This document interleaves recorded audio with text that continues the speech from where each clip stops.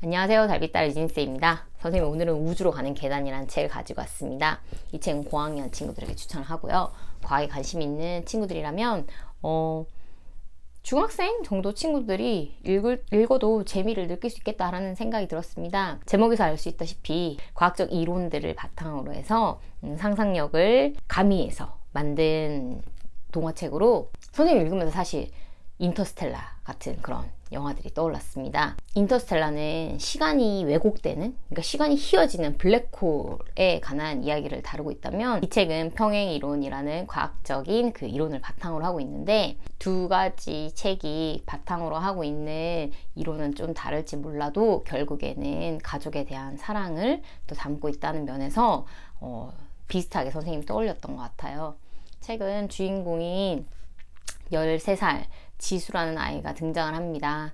지수는 사고로 인해서 가족을 잃고 삼촌과 살고 있는 친구인데요. 그래서인지 엘리베이터를 타지 못하고 20층인 아파트, 자기 집을 매일 걸으면서 오가는 친구입니다. 그렇게 이제 계단을 오르내리던 중 우연히 701호 오수미 할머니를 만나게 되는데요. 오수미 할머니는 물리학자로 평소에 우주에 관심이 많던 지수와 좋은 친구가 되어줍니다. 사건은 할머니가 갑자기 사라지게 되면서 일어나게 되는데요. 평소에 지수에게 어떤 언질도 없이 할머니가 갑자기 정말 펑 하고 사라지는 거예요. 왜냐하면 할머니가 실종되고 난 다음에 결론 이제 밝혀진 거는 할머니의 주민등록 번호는 없는 번호였고, 이 세상에 존재하지 않는 인물이라는 것이 경찰 수사를 통해서 밝혀졌기 때문인 거죠. CSI를 즐겨보는 지수의 친구인 미나를 통해서 할머니가 어떻게 사라졌을 것인가 막 또 희찬이라는 또 친구 한 명 있는데요. 그 셋이 할머니의 행방에 대해서 막 추리를 하는 형식으로 책은 진행되고 있습니다. 그러면서 용의선상에 있는 인물로 경비 아저씨가 등장을 하면서 책은 약간의 긴장감을 더하게 되는데요. 그런 가운데 계속 진짜 생각을 하게 되죠. 할머니는 스티븐 호킹과 함께 차를 마시곤 했다라는 그런 말을 했던 사람인데, 할머니는 도대체 어떤 인물이었을고, 할머니는 도대체 어디로 사라진 거지? 하는 의문을 계속 갖고서 책을 읽을 수밖에 없습니다. 그러다가 지수는 어떤 메시지를 받게 되죠. 할머니가 보냈다고 여겨지는 하나의 모스보호가 있었습니다.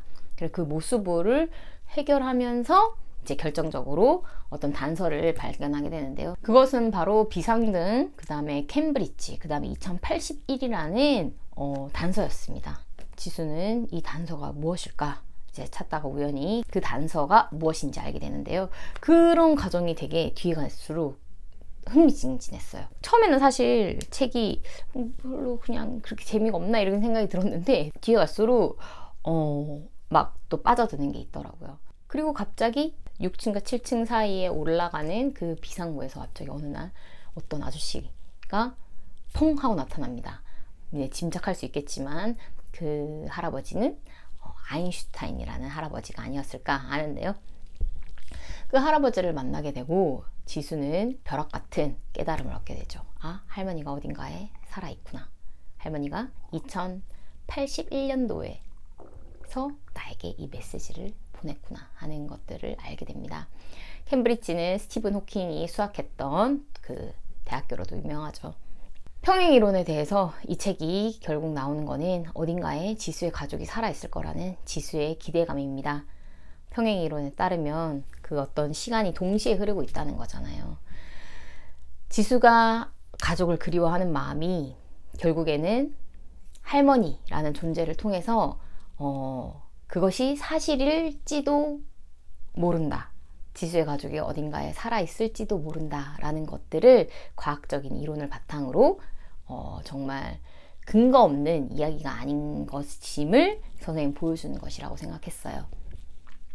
할머니와 지수는 약속을 합니다. 2025년 지수가 20살이 되는 해에 만나기로 말이죠. 어디에서 만나냐?